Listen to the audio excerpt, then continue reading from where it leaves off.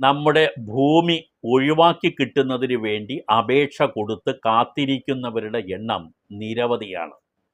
അത് 1 മാസമോ 2 മാസമോ അല്ല, 1 വർഷമോ 2 വർഷമോ അല്ല, 3ഉം 4ഉം വർഷമായി അപേക്ഷ കൊടുത്ത് കാത്തിരിക്കുന്ന ആളുകളെ സംബന്ധിച്ചിടത്തോളം ഇന്നും അവർക്ക് എന്ന് ഇതിന് പരിഹാരം കാണും എന്നുള്ളതിനെക്കുറിച്ച് ഒരു തീർച്ചയും ഇല്ലാത്ത അവസ്ഥയാണ്.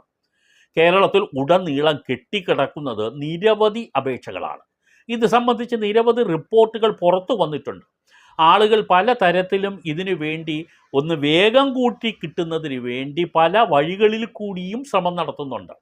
പക്ഷേ പല ആളുകളും ഇതിൻ്റെ പേരിൽ ഏജൻറ്റുമാരുടെ കയ്യിൽ കൊണ്ട് തല വെച്ച് കൊടുത്തിട്ടും ഉണ്ട്. അവർക്കൊക്കെ പൈസ പോയത് മിച്ചമാണ്. ചിലർക്കൊക്കെ രക്ഷപ്പെട്ട് കിട്ടിയിട്ടുണ്ട്. ചിലർക്കൊക്കെ ഇപ്പോഴും അവരുടെ പിന്നാലെ നടക്കുകയല്ലാതെ മറ്റ് ഗത്യന്തരമില്ല എന്നുള്ളതാണ്